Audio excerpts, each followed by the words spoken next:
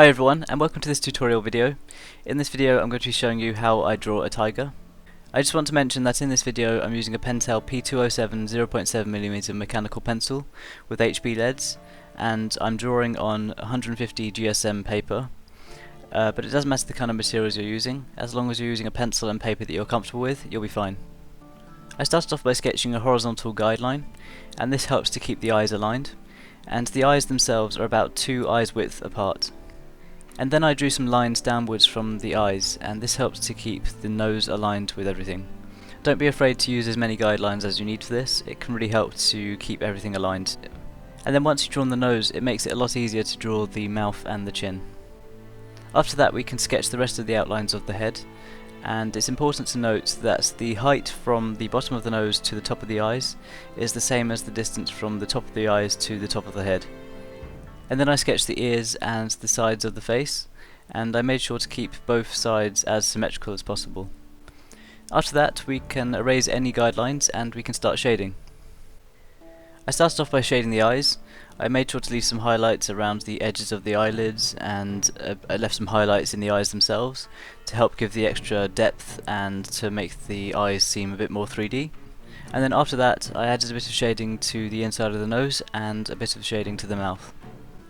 And then it's time to start shading the fur, and it's important to note that the fur around the nose is extra fine, and it requires only little lines, maybe even just dots around, especially around the base of the nose.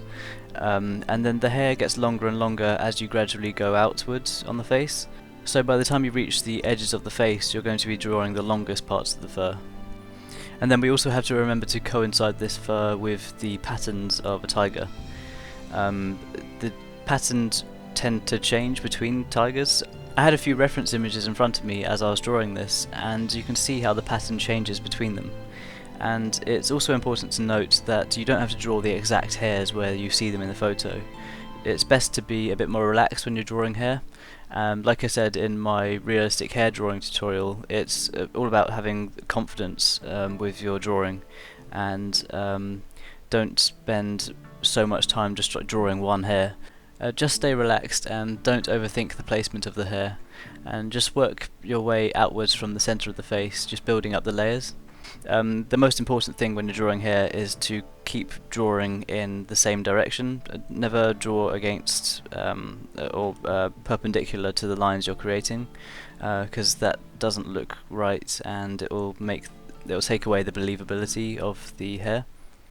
I found that while I was drawing the patterns, it was a really good idea to add some extra shading around the edges of the black areas to help blend them between the highlighted areas, so there's not such a harsh contrast between them. Especially when you're drawing hair, it's nice to have a smoother transition. For the shading of the ears, it was actually quite simple. I added a bit of extra shading around the outline of the ears, and then I added some lighter shading on the inside, but I left most of the area ready for the hair that was actually going in front of the ear. So you don't actually have to add any extra details to the ear. It's all covered up by the fur in front of it.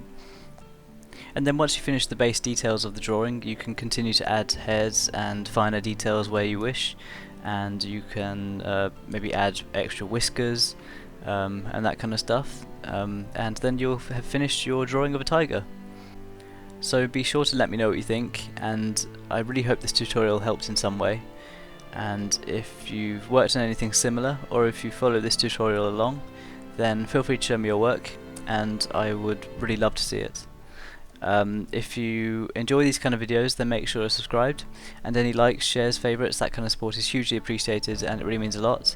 If you want to contact me via Twitter, Facebook or Instagram, I have all of my links in the description box below, so you can feel free to check them out and contact me there, and I'll be sure to get back to you. Once again, thank you so much for the support on this channel. I really hope this tutorial helped, and if you have any suggestions or if you want to see me work on any more tutorials, then be sure to let me know. Thank you so much for watching this video. I really hope it helped, and I'll see you all soon.